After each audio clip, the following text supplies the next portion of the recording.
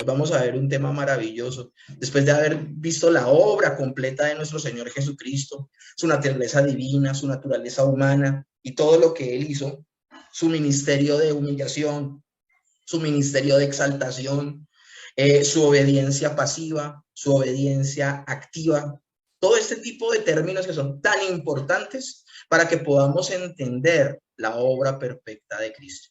De hecho, al terminar la clase del día de hoy voy a hacer unas preguntitas para tantear si están entendiendo y si no hay respuesta o de pronto no se acuerdan de la información, va a servir como excusa para repasar algunas cosas de la obra de Cristo.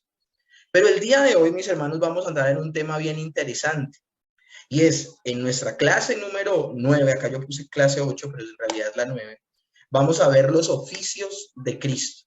Vamos a ver los oficios de Cristo: profeta, sacerdote y rey. Tres eran los oficios principales en el Antiguo Testamento que Dios había determinado para que Él se relacionara a través de sustitutos con el pueblo. Ahora, lo tremendo del asunto, mis hermanos, es que cada uno de esos tres oficios principales en el pueblo de Israel, en el Antiguo Testamento, lo que le gritaban al pueblo, lo que le gritaban a la nación de Israel, es que ellos ya no se podían relacionar con Dios de manera directa. No sé si ustedes se acuerdan de esto, pero mis hermanos, cuando hablábamos de la relación que tenía Adán y Eva con Dios, hablábamos de una relación que estaba basada en que se relacionaban con Él directamente. Y si ellos eran obedientes, pues iban a vivir eternamente. Y si no eran obedientes, pues iban a perder, iban a morir. ¿Ok? Pero la relación de ellos era directa con Dios. Pero cuando el hombre peca y ya se establece, o bueno, se anuncia más bien, porque el establecimiento del pacto de gracia es precisamente en la muerte del Señor Jesucristo, ahí es donde se establece. Pero este se anuncia desde Génesis. Y desde que se anuncia que es necesario que venga uno y que él acabe con la obra de la serpiente, desde ahí queda establecido algo.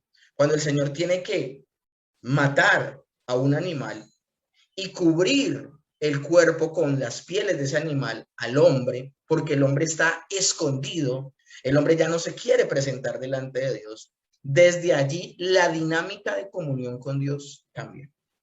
Miren lo que siente de manera natural el hombre luego de que ha caído: miedo. Y eso siempre lo vamos a ver nosotros. Vamos a ver ese miedo, por ejemplo, en el pueblo de Israel, cuando salen de Egipto y están a las faldas del monte Sinaí. Ellos dicen que desciende la presencia de Dios en la nube, que hay fuego y relámpagos, una manifestación tremenda de Dios, y lo que siente el pueblo es miedo. Y le dice a Moisés: no, Moisés, vaya usted que es el profeta, usted que es el que habla de parte, vaya usted y hable a Dios, con Dios, vaya a Dios y hable con Él en nombre nuestro, y luego viene y nos trae la razón. Eso es lo que está sucediendo en Génesis 3:15. Eso es lo que está sucediendo. Ya el hombre no se puede relacionar directamente con Dios y necesita de mediadores. Entonces, estos tres oficios apuntan a eso, a la mediación que necesita el hombre para poderse relacionar con Dios. Y vemos precisamente en el cargo de profeta, por ejemplo, a Natán, en el cargo de sacerdote, a Abiatar, y en el caso de reyes, al rey David. Estoy hablando de personajes que existieron en el transcurso del Antiguo Testamento. Esto es interesante. Entonces, profeta, sacerdote y rey. Cargos que realizaban los hombres. Pero en esta clase vamos a examinar de nuevo la obra de Cristo, pensando en el significado de estos tres oficios. Juan Calvino fue el primero de los grandes teólogos en aplicar estas tres categorías al trabajo de Cristo. Recordemos que la teología que nosotros tenemos es una teología que ha andado en constante crecimiento estos últimos 2000 años. O sea que hubo un tiempo en el cual la iglesia no meditó en esta verdad. Hubo un tiempo en donde la iglesia no vio desde las escrituras que estos oficios señalaban a Cristo. Ahora, tenía que ser así, porque toda la escritura, ¿de quién nos habla? De Jesucristo. Entonces, Juan Calvino es el primero de los grandes teólogos en aplicar estas tres categorías en el trabajo y en la obra de Cristo. Si ustedes tienen la oportunidad de leer la institución de la religión cristiana, van a ver esto en el tomo 2, en el libro 2 del capítulo 15.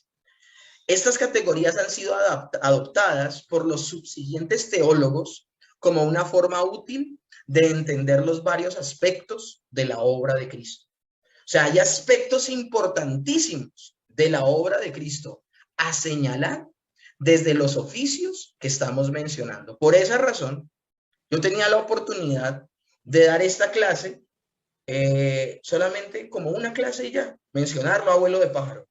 Pero me ha parecido importante para su edificación que podamos tomarnos una clase para hablar del profeta, una clase para hablar del sacerdote y una clase para hablar del rey. Esto es importantísimo lo que vamos a hacer el día de hoy y las próximas 3 semanas. El profeta era el que comunicaba el mensaje de Dios al pueblo.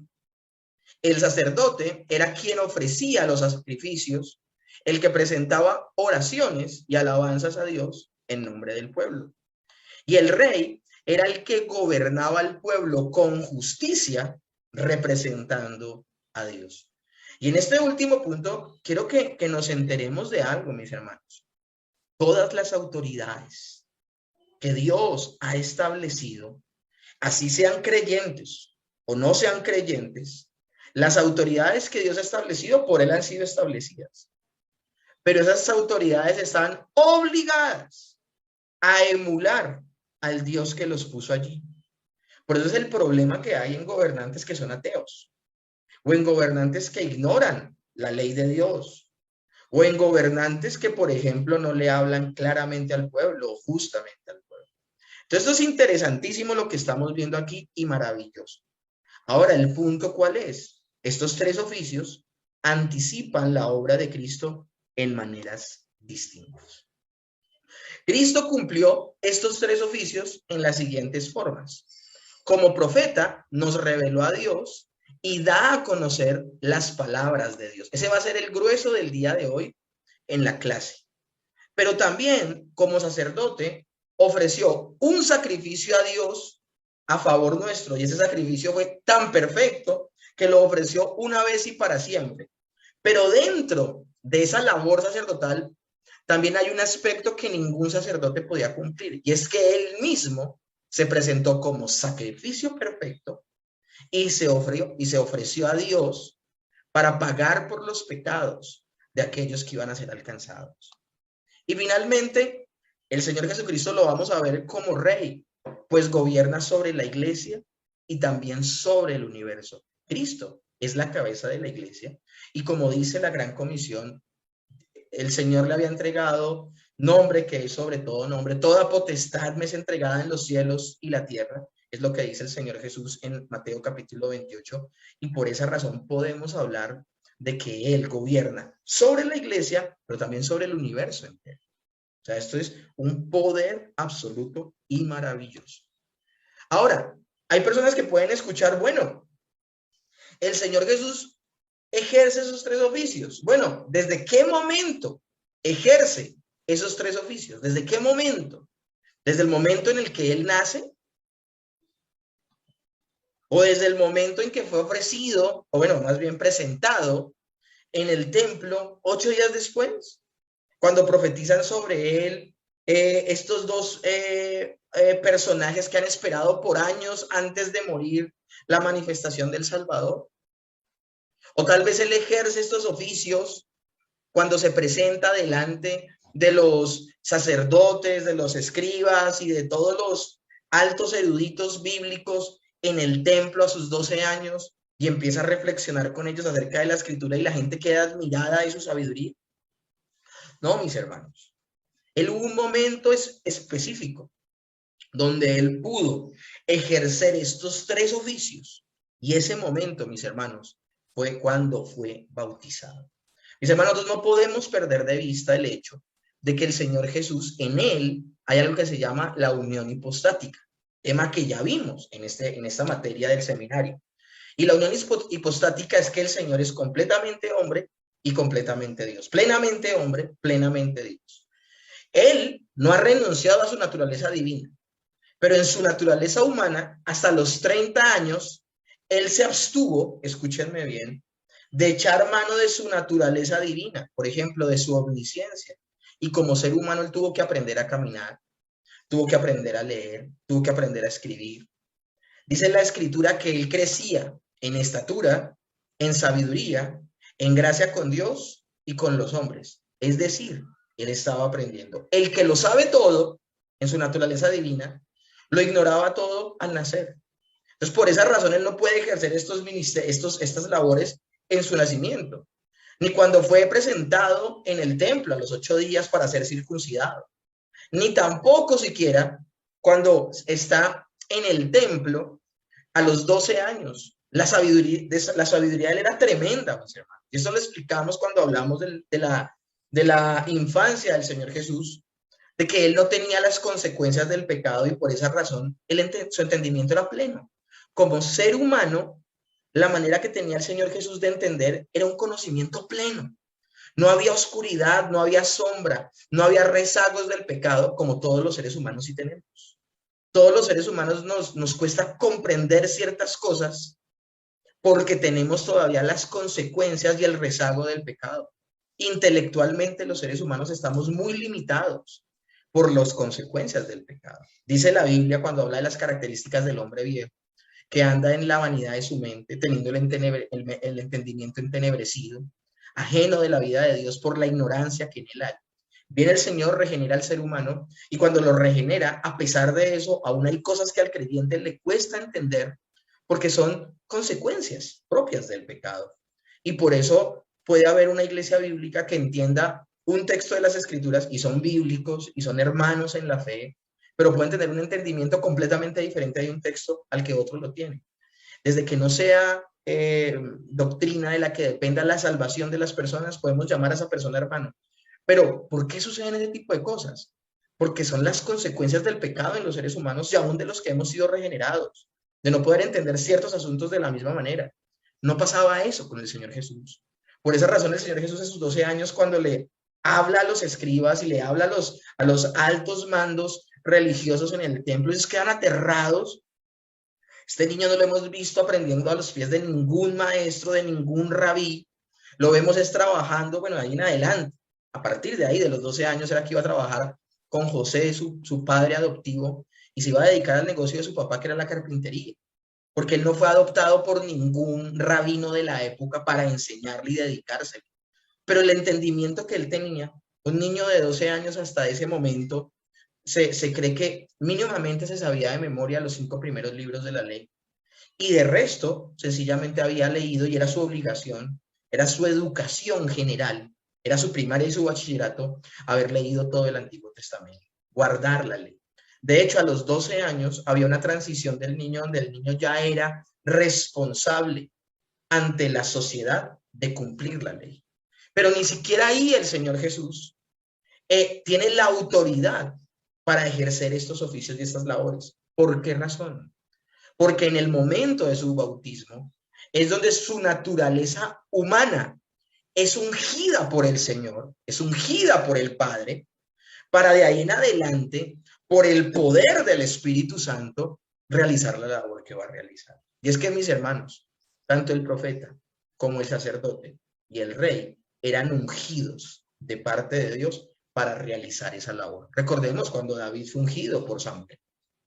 Vamos a recordar también, mis hermanos, cuando se dice en la palabra en Jeremías 1 y 2 que el Señor apartó a Jeremías desde el vientre de su mamá, pero que él es ungido por el Señor en un momento dado para empezar a profetizar. Y también vamos a ver cómo en el caso de los sacerdotes puntualmente podían ejercer el sacerdocio a partir de los 30 años. Y es por esa razón que es tan maravilloso, no voy a entrar en esto en detalle, porque lo entraré cuando hablemos del oficio sacerdotal, hoy nos corresponde es el de profeta. Pero nos vamos a dar cuenta que los sacerdotes eran ungidos a los 30 años de edad.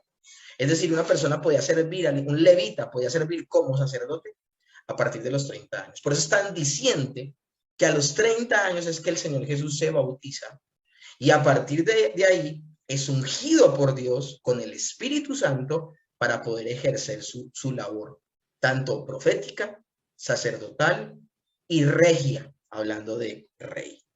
Entonces, teniendo esto claro, mis hermanos, hoy vamos a ver el oficio de profeta y vamos a ver a Jesús, a nuestro Señor Jesucristo, como el perfecto profeta. Desde la antigüedad, los profetas, precisamente en el Antiguo Testamento, comunicaban al pueblo las palabras de Dios. Moisés fue el primer gran profeta. Escribió los 5 primeros libros de la ley, el Pentateuco. Después de Moisés hubo una sucesión de otros profetas que hablaron y escribieron las palabras de Dios. Tenemos todos sus mensajes y todas las situaciones escritos tanto en los libros de los reyes, de las crónicas y de Samuel, como también en todo el canon que hay de profetas mayores, profetas menores y salmos. Pero Moisés, escúchenme bien, había predicho, él proféticamente en su labor de profeta, el Señor le muestra que en el futuro vendrá otro profeta como él, como Moisés. Porque se entiende que una labor como la de Moisés no la hubo antes ni la hubo después. Entonces, miren lo que dice Deuteronomio 18, del 15 al 18, referente a esa profecía. Profeta en medio de ti, de tus hermanos como yo, te levantará Jehová tu Dios. A él oiréis. Y a él oiréis lo vamos a unir más adelante y directamente con las palabras de Dios el Padre con respecto a nuestro Señor Jesucristo. A él oiréis conforme a todo lo que pediste a Jehová tu Dios en Horeb el día de la asamblea, diciendo, no vuelva yo a oír la voz de Jehová mi Dios, ni vea yo más este gran fuego para que no muera. Y Jehová me dijo, han hablado bien en lo que han dicho.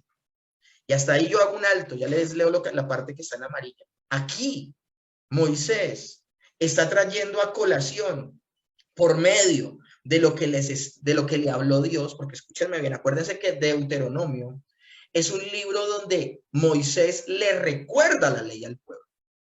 Si ustedes se van a dar cuenta, en Deuteronomio no va a decir, y dijo Dios a Moisés, sino que en Deuteronomio Moisés lo que va a decir es, recuerden que Dios me dijo.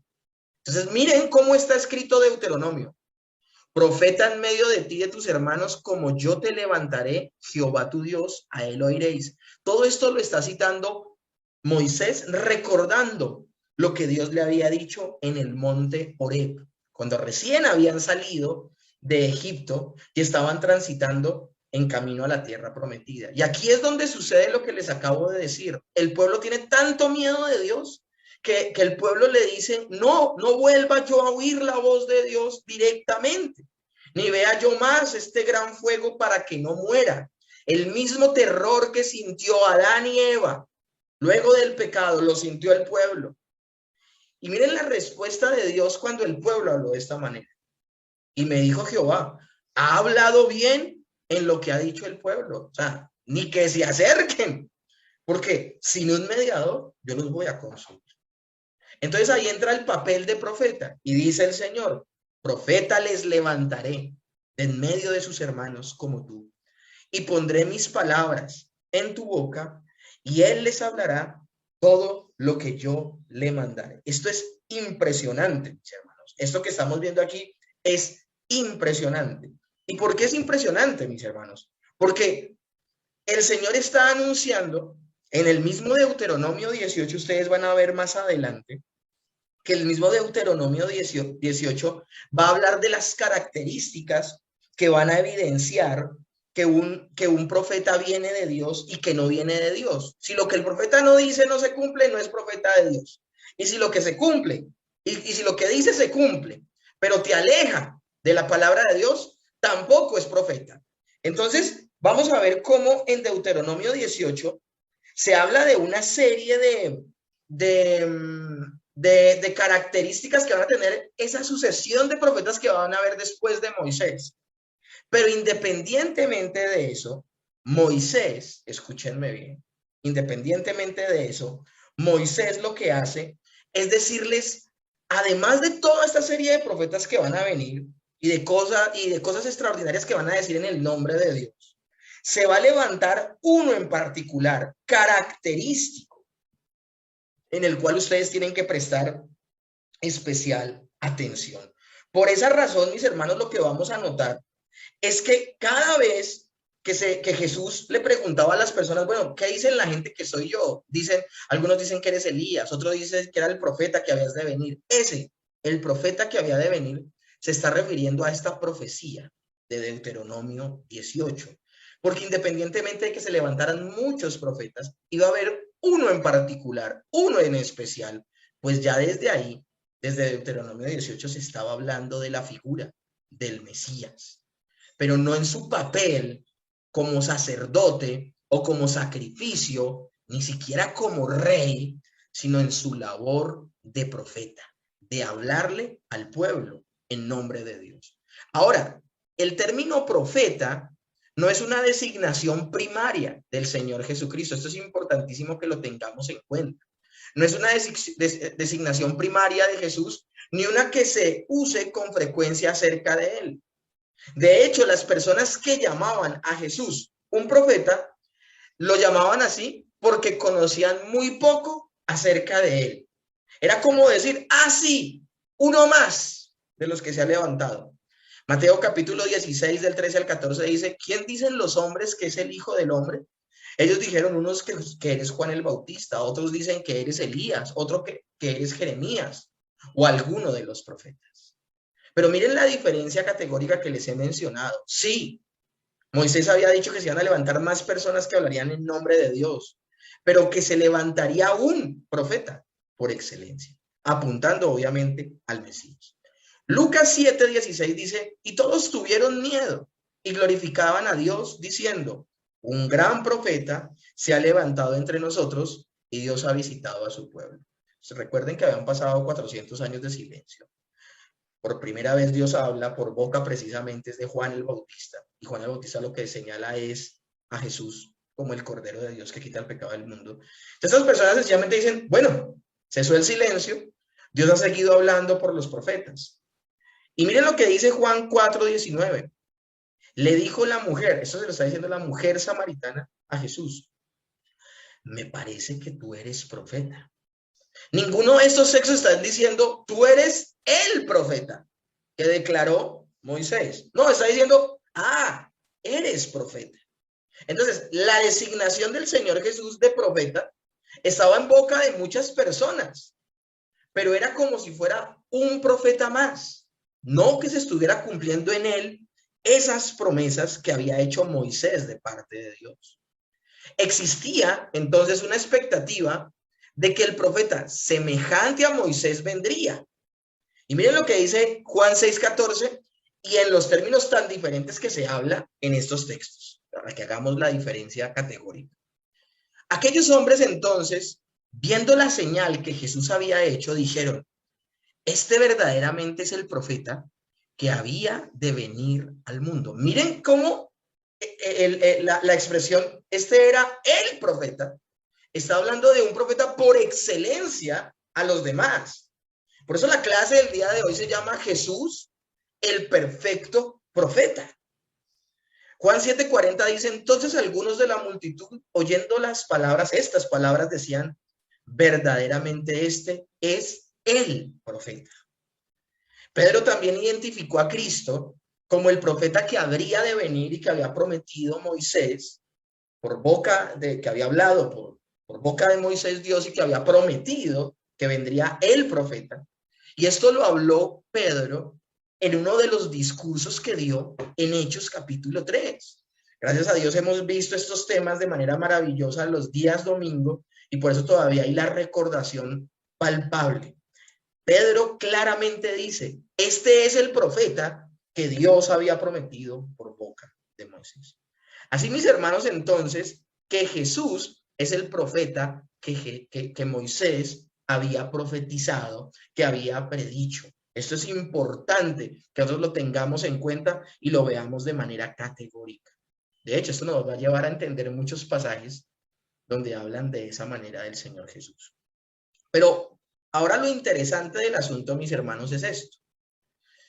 Debemos observar que en las epístolas nunca se habla de Jesús como profeta ni como el profeta. Esto es interesante. todas las epístolas del Nuevo Testamento, no se habla del Señor como profeta o como el profeta. ¿Por qué si era el profeta anunciado por Moisés? Porque aunque Jesús es el profeta que Moisés anticipó, es mucho más grande que cualquiera de los profetas. ¿Y por qué? Porque mis hermanos, los profetas profetizaron de él. O sea que él no solamente es un profeta, no solamente en él se está cumpliendo la profecía de Moisés de que vendría el profeta, sino que todas las profecías, así como esa profecía que dio Moisés apuntaba a Cristo, cada una de las profecías de los profetas en el Antiguo Testamento apuntaban en sí mismas a Cristo. Por eso no podemos confinar al Señor con que sencillamente era un profeta, porque también era sacerdote y rey, el Mesías, Dios mismo encarnado. Hebreos capítulo 1, del verso 1 al 2, dice lo siguiente. Dios, habiendo hablado muchas veces y de muchas maneras en otros tiempos a los padres por los profetas, en estos postreros días nos hablará por el Hijo. Este texto se los voy a explicar bien especialmente más adelante. ¿Por qué razón, mis hermanos? Porque aquí está hablando de que todo lo que decía la ley y los profetas no solo señalaban a Cristo, sino que si alguien puede dar una interpretación correcta de todo lo que dice el Antiguo Testamento, es el Señor Jesucristo. ¿En qué maneras entonces Jesús es mucho más grande que cualquiera de los otros profetas del Antiguo Testamento? Bueno, ese es el punto.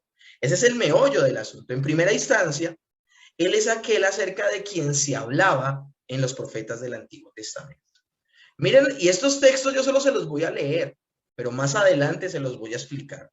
Lucas 24:27, y comenzando desde Moisés y siguiendo por todos los profetas, les declaraba en todas las escrituras lo que de él decían.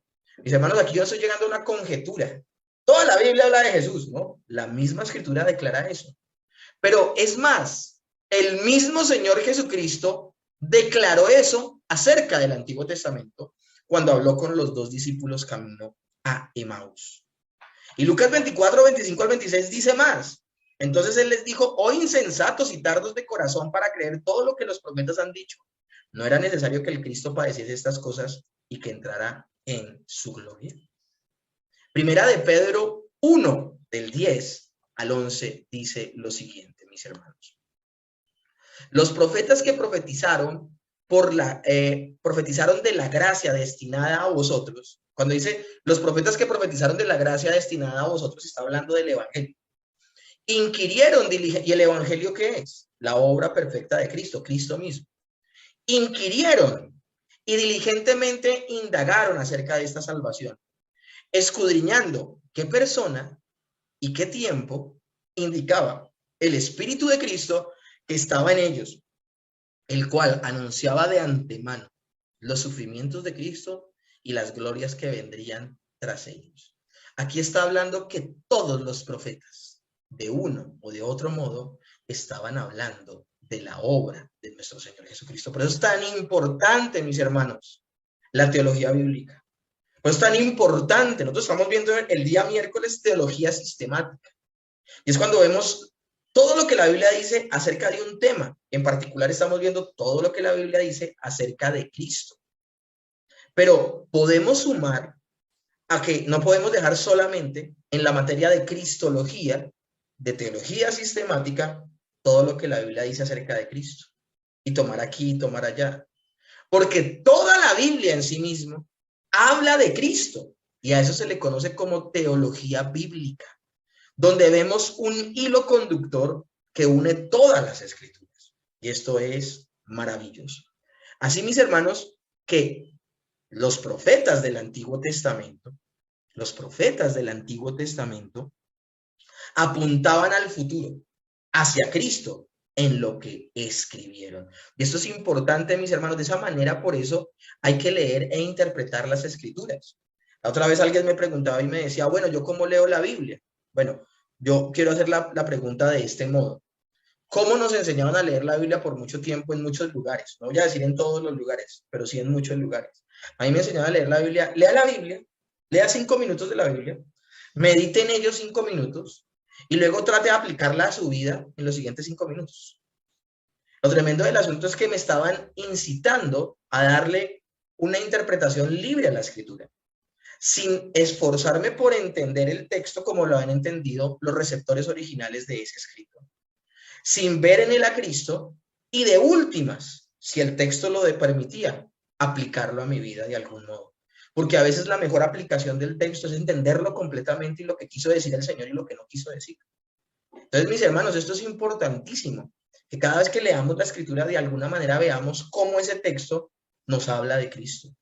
Entonces, mis hermanos, el Señor Jesucristo era el cumplimiento mismo de todas las profecías. Por eso podemos decir y declarar que Jesucristo es más que un profeta. Por eso lo podemos decir, porque de él hablaban los profetas.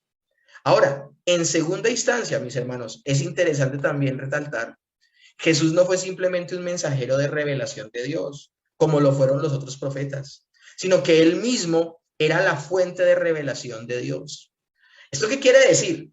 Esto quiere decir que todos los profetas eran profetas porque Dios les hablaba. Dios sencillamente decían el mensaje que Dios les había dado.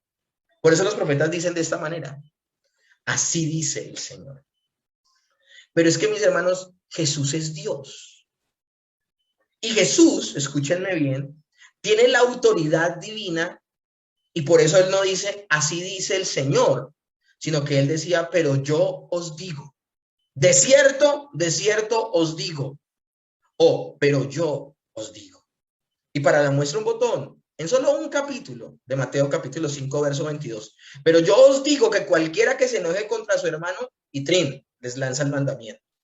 Verso 28, pero yo os digo que cualquiera que mira a una mujer, y trin, les lanza el mandamiento. Pero yo os digo, verso 32, que el que repudia a su mujer, y trin, les manda el mandamiento. Y verso 34, pero yo os digo, no juréis en ninguna manera, y les empieza a explicar la ley. Algunos dicen, no, es que el Señor reinterpretó la ley. No, los que reinterpretaron la ley fueron los fariseos, que alejaron a las personas de la interpretación correcta de la ley de Dios, la bajaron de su estándar para ellos poderla cumplir y mostrarse delante del pueblo como irreprensibles. Eso fue la labor oscura, demoníaca, terrible y pecaminosa de los fariseos. Cuando el Señor se para y empieza a proclamar el sermón del monte, que es lo que le estoy leyendo aquí, Mateo capítulo 5, el Señor lo que hace es tomar el estándar a donde lo habían bajado los fariseos y ponerlo nuevamente en su lugar. Y era decirles, difícilmente alguno puede cumplir la ley. Esto es lo que significa verdaderamente la ley. Los fariseos les han dicho a ustedes que solamente uno tiene inmoralidad cuando cae en el acto de adulterio. No, les tengo noticias, así lo pienses. Te han dicho que matar es quitarle la vida a una persona. No, así lo llames de fatuo o de idiota, ya lo mataste. Y empieza a poner el estándar en su lugar. Y todo el tiempo lo que él está haciendo es darle la interpretación correcta a las escrituras. Y cuando dice, pero yo os digo, es que era lo que Dios había dicho. Y él lo habla en primera persona porque el Señor Jesucristo es Dios. Entonces, por esas razones, el Señor Jesucristo es más que un profeta. Él es la perfecta revelación de Dios. Juan 14:9 dice, Jesús les dijo, tanto tiempo hace que estoy con vosotros y no me has conocido, Felipe.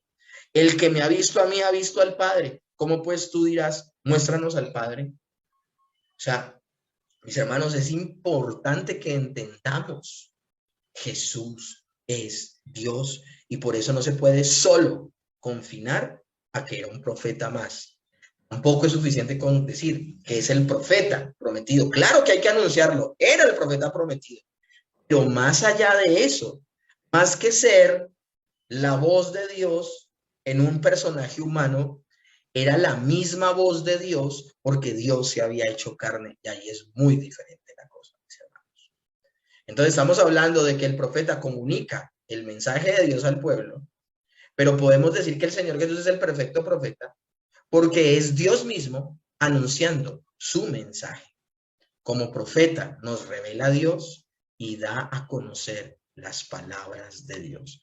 Mis hermanos, si era tan importante en su momento esto, si era tan importante que el pueblo recordara las palabras de Dios, ¿en qué momento dejó de ser importante estudiar las escrituras? ¿En qué momento dejó de ser importante estudiar la bendita palabra de Dios? ¿En qué momento se convirtió en deporte nacional que todas las personas fueran profetas? Cuando lo que vemos en el parámetro de las escrituras, Antiguo y Nuevo Testamento, Dios reservó esa labor de manera especial solo a Moisés, a los profetas y a los apóstoles. ¿Cuál labor especial? Que Dios les hablara de manera audible y transmitieran al pueblo las palabras que él había dado y que todo quedara escrito, la palabra de Dios. Hermanos, esto hay que tenerlo categóricamente claro. Cuando tenemos este conocimiento general que hemos venido hablando, vamos a entender la herejía que es al día de hoy decir que hay profetas, al decir que al día de hoy hay apóstoles y personas que están generando doctrina. Lo herético que es decir que hay personas por allí en la calle, iglesias locales, que escuchan audible la voz de Dios y que Dios les dice cosas. Que todas las personas que escucharon audiblemente la voz de Dios en su momento, se les llamó profetas. Ellos tuvieron que anunciar lo que escucharon a todo el pueblo, quedó consignado en las escrituras como palabra de Dios. Lo que ellos dijeron conducían de alguna manera u otra a nuestro Señor Jesucristo. Cosa que no pasa con los falsos profetas del día de hoy. Ni lo que hablan quedan consignado en las escrituras, ni conducen a Cristo. Son unas cosas que a veces van hasta en contraposición a lo que dice la bendita palabra del Señor. Entonces tengamos cuidado de eso. Luego de haber hecho esa salvedad de cómo hacer esta protesta en cuanto al estudio de las escrituras, listo, muy bien. El Señor es el perfecto profeta. Pero mis hermanos, aquí es donde me voy con toda a explicar los textos que hemos leído previamente. No solo eso, mis hermanos. Él no solamente es el profeta. Miren lo que dice la bendita palabra del Señor, mis hermanos. 6 días después, Mateo capítulo 17, verso 1 al 8. Y eso lo tienen ustedes fresquito, porque lo vieron algunos que vieron en la Semana Santa el tema de la transfiguración. 6 días después, tomó a Pedro, a Jacobo y a Juan su hermano, y los llevó aparte a un monte alto, y se transfiguró delante de ellos, y resplandeció su rostro como el sol, y sus vestidos se hicieron blancos como la luz. Y aquí les aparecieron Moisés y Elías hablando con él. Miren la importancia de los personajes que se aparecen. Moisés y Elías, que representan la ley y los profetas. Todos los que habían hablado en nombre de Dios. Recuerden esto, la representación de todos los que habían hablado en nombre de Dios.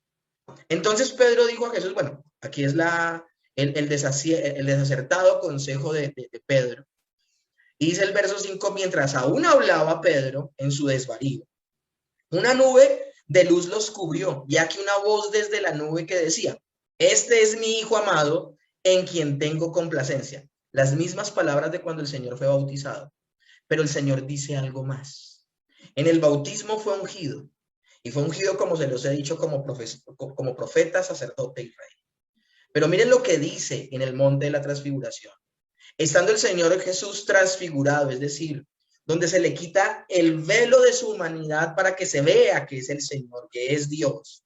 Y luego de esta situación se aparecen Moisés y Elías a su lado, representando a todos aquellos que han hablado en nombre de Dios. Y el Padre dice, este es mi Hijo amado en el cual tengo complacencia, mismas palabras del bautismo. Pero dice algo adicional, a él oye. Las mismas palabras, la misma fuerza de lo que el Señor le dijo a Moisés en Deuteronomio. Levantaré un profeta como tú. A él debe oír el pueblo. Sí, se está cumpliendo la escritura. Pero esto va más lejos. ¿Por qué debemos oír al Señor Jesús? Lo debemos oír no solo porque es el enviado de Dios. Lo debemos oír porque es Dios mismo. No podemos sacar este texto de su contexto. ¿Qué está sucediendo? Se le está permitiendo a algunas personas ver la divinidad de nuestro Señor Jesucristo. Este es mi Hijo amado en quien tengo complacencia a él oír. Al oír esto, los discípulos se postraron sobre sus rostros y tuvieron gran temor. La misma actitud de todo el pueblo cuando se le apareció Moisés en el monte Sinaí. Truenos, relámpagos, fuego, sintieron miedo, se quisieron esconder. Lo mismo que sucedió con Adán y Eva, al escuchar la voz de Dios directamente. ¿Dónde estás? Se escondieron y tuvieron temor. Pero ahí está Jesús, el mediador, el perfecto profeta, el perfecto sacerdote, el perfecto rey, alzando, y dice, entonces Jesús, cuando los ve llenos de miedo, cuando los ve llenos de terror, cuando los ve con la misma actitud de cualquier ser humano enfrente de Dios, por más santo que sea, cualquier hombre enfrente de Dios, Isaías, en la visión que tuvo del Señor, dice que él era uno de los hombres más santos del pueblo, servía a Dios, era profeta de Dios, pero dice que cuando se presenta, cuando ve esa visión, dice que es un hombre inmundo de labios. Porque mis hermanos, cualquier ser humano que se presenta delante de Dios, por más que sea moral, por más que sea correcto, delante del Señor, todo eso será como trapos de inmundicia y sentirás temor. Ellos sintieron temor, sintieron terror, sintieron angustia, pero ahí estaba el mediador. Entonces Jesús se acercó y los tocó y les dijo, levántense y no teman. Esto es maravilloso, mis hermanos. Por eso Jesús es más que un profeta, es el Señor. Bien leíamos el texto de Lucas 24. Entonces él les dijo, hoy insensatos, tardos de corazón. O sea, miren la forma en que les habla el Señor a estos dos discípulos que supuestamente le están dando un informe de quién es Jesús. Ellos le están diciendo a Jesús, ¿quién es Jesús? Y el informe es que es varón, poderoso en palabra y en obras, un profeta más. Y el Señor categóricamente les dice, oh insensatos y tardos de corazón para creer todo lo que los profetas han dicho.